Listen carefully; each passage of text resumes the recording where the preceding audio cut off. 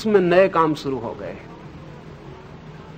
अगर वो आदमी आज दीवार के पार देख सकता है तो इस बात की बहुत कम संभावना है कि वो कुएं में किसी गिरे आदमी को देख कर निकालने जाएगा। इसकी बात की बहुत संभावना है कि किसी के गड़े हुए खजाने को खोदने जाएगा। अगर वो आदमी ये देख सकता है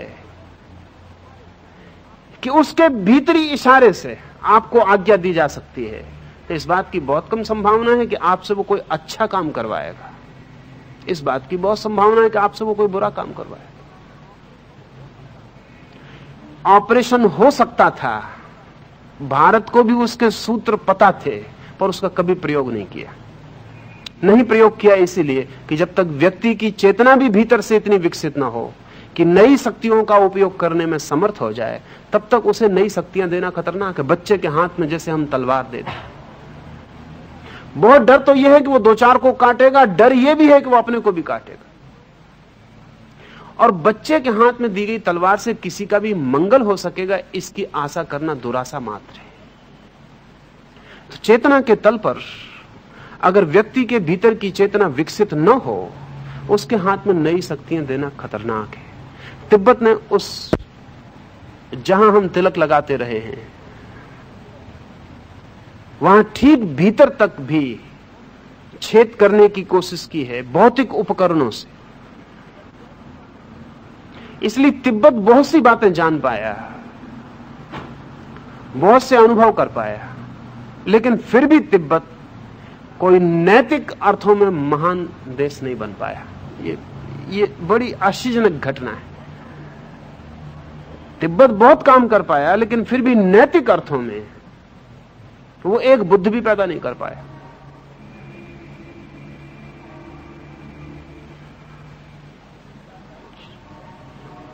उसकी जानकारी बढ़ी, उसकी शक्ति बढ़ी, अनूठी बातों का उसे पता चला, लेकिन उन सब का उपयोग बहुत छोटी बातों में हुआ। उनका बहुत बड़ी बातों में उपयोग नहीं हो सका। भारत ने कोई सीधा भौतिक प्रयोग करने की कभी चेष्टा नहीं की। चेष्टा यह की कि भीतर से चेतना को इकट्ठा करके इतना कंसंट्रेट, इतना एकाग्र किया जाए कि चेतना की शक्ति से ही वो तीसरा नेत्र खुल जाए, उसके ही प्रवाह में खुल जाए। क्योंकि उसके प्रवाह को तीसरे नेत्र तक लाना एक बड़ा नैतिक उपक्रम है, उसे इतना ऊपर चढ़ाना। क्योंकि साधारणतः हमारा मन नीचे की तरफ बहता है। सच तो यह है कि हमारा मन सेक्स सेंटर की तरफ ही बहता रहता है। हम कुछ भी करते हो, हम चाहे धन कमाते हो, चाहे पद की चेष्टा करते हो,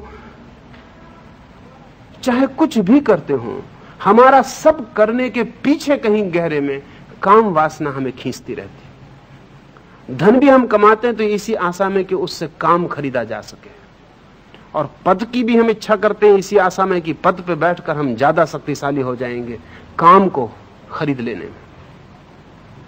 इसलिए अगर पुराने दिनों में राजा की इज्जत का पता इससे चलता था कि कितनी रानियां उसके पास है, तो वो ठीक मेजरमेंट था, वो ठीक। क्योंकि पद का और कोई मूल्य क्या है? पद का करोगे क्या? कितनी स्त्रियां तुम्हारे हरम में, उससे पता चल जाएगा कि तुम कितने बड़े पद पर। पद का भी उपयोग, धन का भी उपयोग घूम के तो काम वासना के लिए ही होना है। हम जो भी करेंगे हमारी सारी शक्ति काम के केंद्र की तरफ दौड़ती रहेगी, और जब तक शक्ति काम के केंद्र की तरफ दौड़ रही तभी तक व्यक्ति अनैतिक हो सकता है। अगर शक्ति को ऊपर की तरफ दौड़ानी है तो काम की यात्रा रूपांतरित करनी पड़ेगी। अगर आज्ञा चक्र की तरफ शक्ति को ले चलना है तो काम की यात्रा को बदलना पड़ेगा। रुख, पूरा ध्यान, पीठ ही फेर लेनी पड़ेगी नीचे की तरफ और मुंह करना पड़ेगा ऊपर की तरफ। ऊर्ध्वमुखी होना पड़ेगा। ये जो ऊर्ध्वगमन है, ये यात्रा बड़ी नैतिक होगी। इसमें इंच इंच संघर्ष होगा, इसमें एक एक कदम कुर्बानी होगी। इसमें जो क्षुद्र है वो खोने की तैयारी दिखानी पड़ेगी ताकि विराट मिल सके। इसमें कीमत चुकानी पड़ेगी, और इतनी सारी कीमत चुका के जो व्यक्ति आज्ञा चक्र तक पहुंचता है, उसे जो विराट शक्ति उपलब्ध होती है, वो उसका दुरुपयोग कैसे कर पाएगा? तो दुरुपयोग का कोई सवाल नहीं उठता। दुरुपयोग करने वाला तो इस मंजिल तक पहुंचने के पहले समाप्त हो गया होता है। इसलिए तिब्बत में ब्लैक मैजिक पैदा हुआ, ये ऑपरेशन की वजह से। तिब्बत में अध्यात्म कम पैदा हुआ और जिसको हम कहें कि शैतानी ढंग का उपद्रव ज्यादा पैदा हुआ, ब्लैक मैजिक पैदा हुआ। इस तरह की ताकत हाथ में आनी शुरू हो गई। सूफियों में एक कहानी जीसस के बाबत, ईसाइयों में उसका कोई उल्लेख नहीं है, इसलिए मैं सूफियों से कहता हूं। जीसस की बहुत सी कहानियां सूफियों के पास हैं, ईसाइयों के पास नहीं है। कई बार तो बहुत महत्वपूर्ण घटनाएं मुसलमानों के पास हैं, ईसाइयों के पास नहीं है। जीसस के जीवन, यह घटना भी उनमें से एक है कि जीसस के 3 शिष्य जीसस के पीछे पड़े और उनसे कहते हैं कि हमने सुना है और देखा भी कि आप मुर्दे को कहते हैं कि उठ जाओ और वो उठ जाता है।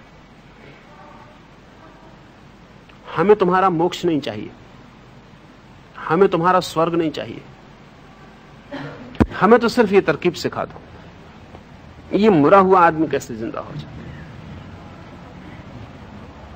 जीसस उनसे कहते हैं लेकिन ये मंत्र का उपयोग तुम स्वयं पर कभी ना कर पाओगे, क्योंकि तुम मर चुके होगे, फिर मंत्र का उपयोग कैसे करोगे, और दूसरे को जिलाने से तुम्हें क्या फायदा होगा।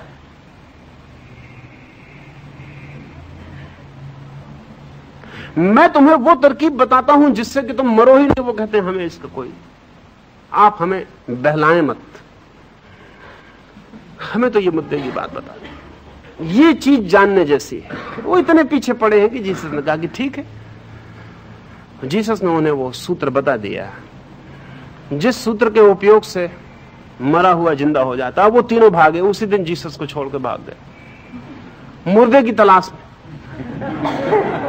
अब देर करनी उचित नहीं, मंत्र में कोई शब्द भूल जाए, कोई गड़बड़ हो जाए, इसका जल्दी प्रयोग करके दे। दुर्भाग्य, गांव में गए कोई मुर्दा नहीं, दूसरे गांव की तरफ निकले तो बीच में अस्थि पंजर पड़ा हुआ मिल गया। तो उन्होंने कहा कि ठीक, मुर्दा भी नहीं मिला, चलो यही ठीक है। मंत्र पढ़ा, जल्दी थी बहुत, वो शेर के अस्थि पंजर थे। शेर उठ कर खड़ा हो गया, वो उन तीनों को खा गया। सूफी कहते हैं कि यही होगा। वो जो कुतूहल और अनैतिक चित्त का कुतूहल खतरे में ले जाता है। बहुत बार बहुत से सूत्र जानकर भी छिपा लिए गए बार बार कि वो गलत आदमी के हाथ में ना पड़ जाएं। सामान्य आदमी को भी खबर दी गई तो उसे इस ढंग से दिया गया कि जब वो योग्य हो जाए तभी उसे पता चल पाए। सोचेंगे आप तिलक के संबंध में मैं ये क्यों कह रहा हूं। हर बच्चे के माथे पर तिलक लगा दिया जबकि उसे कुछ पता नहीं है। कभी उसे पता होगा, कभी उसे पता चलेगा, तब वो इस तिलक के राज को समझ पाएगा। इशारा कर दिया गया है किसी जगह का, ठीक जगह पर निशान बना दिया गया है। कभी जब उसकी चेतना इतनी समर्थ होगी तब वो इस निशान का उपयोग कर पाएगा। कोई फिक्र नहीं, 100 आदमियों पर लगाया गया निशान और 99 के लिए काम नहीं पड़ा, कोई फिक्र नहीं, एक को भी काम पड़ जाए तो कम नहीं है। इस आशा में 100 पे लगा दिया गया है। कभी किसी क्षण में, कभी किसी क्षण में उसका स्मरण आ जाएगा तो पता चल जाएगा।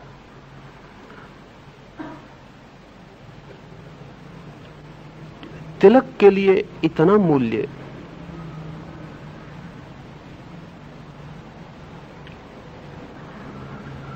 इतना सम्मान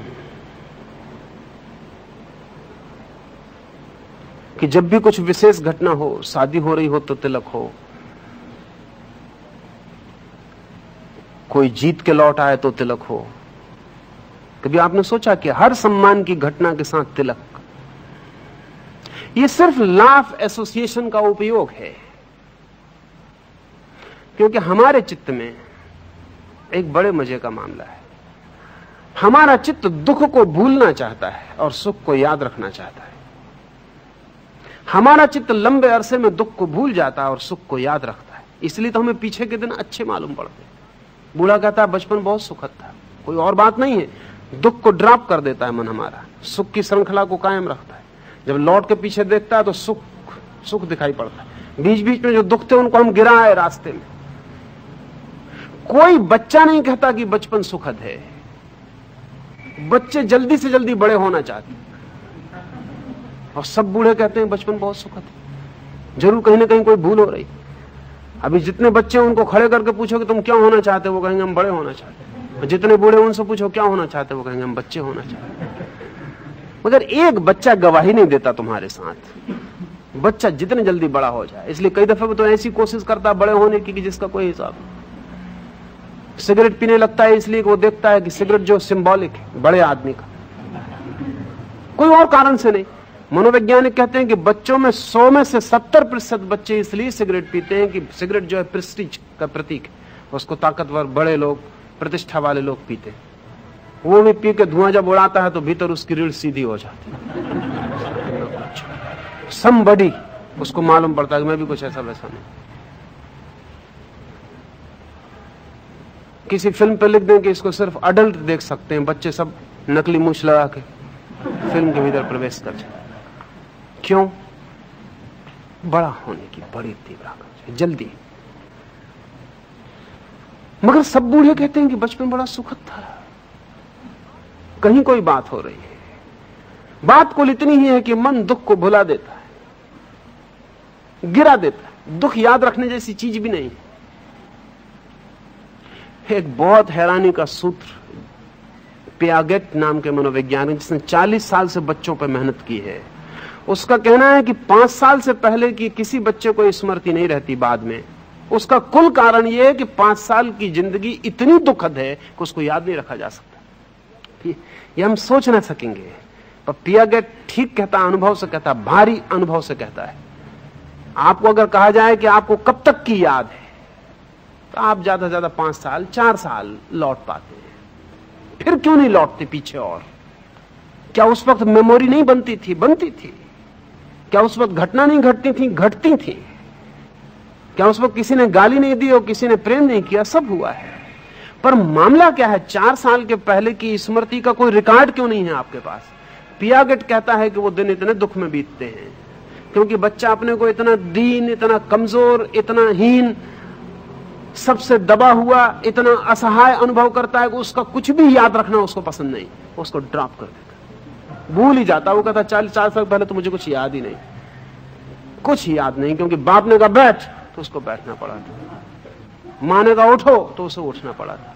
सब बड़े थे, बड़े शक्तिशाली थे, उसकी अपनी कोई सामर्थ्य न थी। वो बिल्कुल हवा में उड़ता हुआ पत्ता जैसा था, जो कोई कुछ कह दे, सब पर निर्भर था। जरा सी आंख का इशारा और उसको डर जाना पड़ेगा। उसके हाथ में कुछ भी सामर्थ्य न थी, उसने उसको बंद कर दिया। वो ख्याल ही छोड़ दिया कि मैं कभी था ऐसा, बात खत्म हो गई। वो 4 साल के पहले की याद ही नहीं करता। मजे की बात है, हिप्नोटाइज करके आपको याद करवाई जा सकती है। 4 साल पहले की नहीं, मां के पेट में भी जब आप थे तब की भी स्मृति बनती है। अगर मां गिर पड़ी हो आपकी तो बच्चे को उसके पेट में स्मृति बनती है कि चोट पहुंची, तो वो भी याद करवाई जा सकती,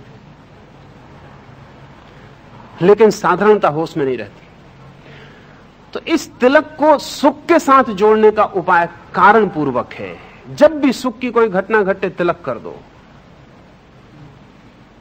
सुख याद रहेगा, साथ में तिलक भी याद रह जाएगा। और धीरे धीरे सुख अगर तीसरे आंख से संयुक्त हो जाए, ये लॉ ऑफ एसोसिएशन को थोड़ा समझ लें।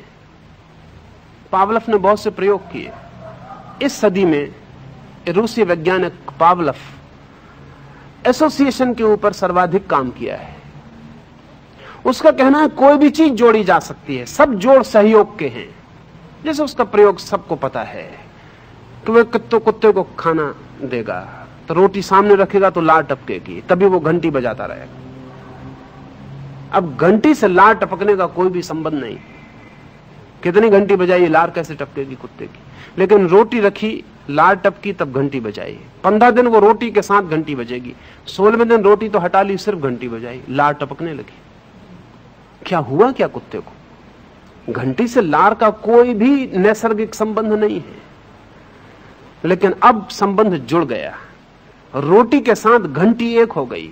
घंटी का बजना रोटी की याद बन गई। रोटी की याद, चक्र शुरू हो गया उसके मन में, रोटी का लार टपकनी शुरू हो गई। घंटी प्रतीक की तरह आ गई, वो रोटी का सिंबल हो गई।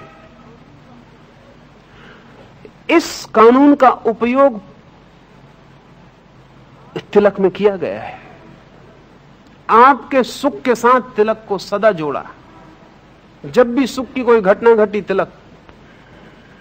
तिलक और सुख को एक किया। धीरे धीरे तिलक और सुख इतने एक हो जाएं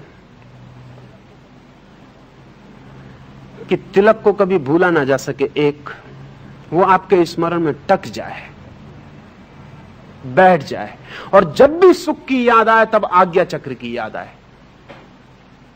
जब भी सुख की याद आए तब जो पहली याद आए वो आज्ञा चक्र की याद आए।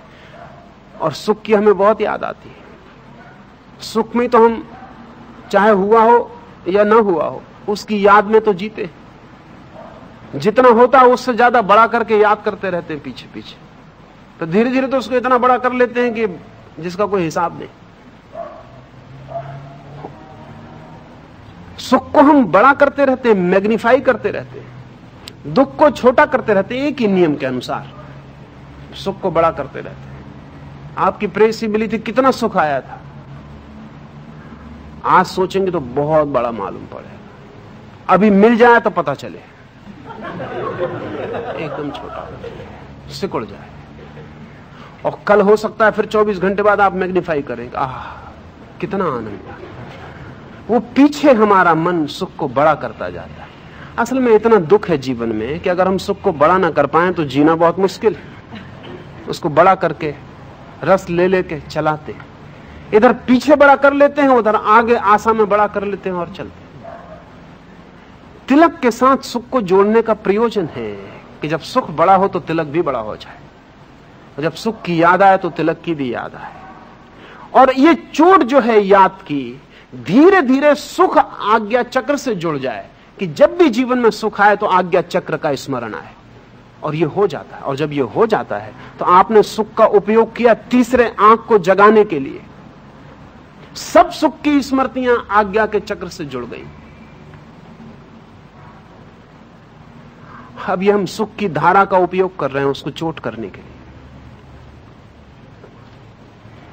लिए। ये चोट जितने मार्गों से पड़ सके उतना उपयोगी है। जिन मुल्कों में तिलक का उपयोग नहीं हुआ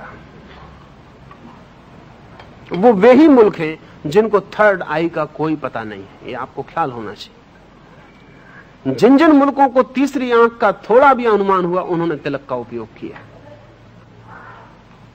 जिन मुल्कों को कोई पता नहीं है वे तिलक नहीं खोज पाए। तिलक खोजने का कोई आधार नहीं था। समझ लें, थोड़ा आकस्मिक नहीं है कि कोई समाज एकदम से उठाए और एक टीका लगा के बैठ जाए। पागल नहीं है। अकारण माथे के इस बीच के बिंदु पर ही तिलक लगाने की सूझ का कोई कारण भी तो नहीं है। ये कहीं भी तो और लगाया जा सकता।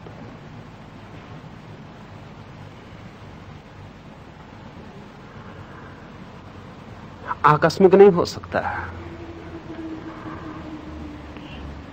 उसके पीछे कारण हो तो टिक सकता है। और भी आपको एक दो तीन बातें इस संबंध में कहूं। एक,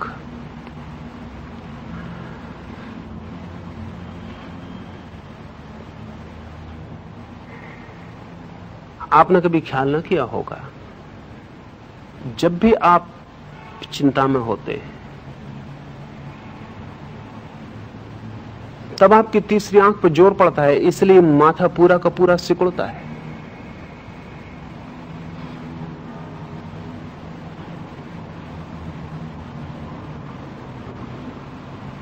उसी जगह जोर पड़ता है जहां तिलक।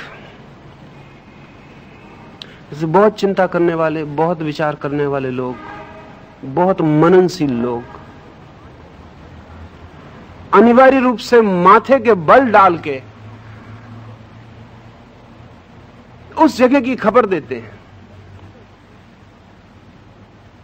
और जिन लोगों ने, जैसे मैंने पीछे कहा, जिन लोगों ने पिछले जन्मों में कुछ भी तीसरी आंख पर जोर किया है, उनके जन्म के साथ ही उनके माथे पर अगर आप हाथ फेराएं तो आपको तिलक की प्रतीति होगी।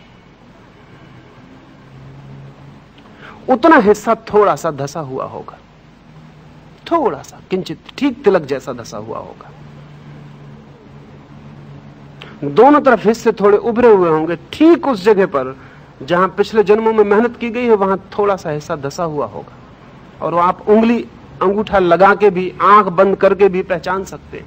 वो जगह आपको अलग मालूम पड़ जाएगी।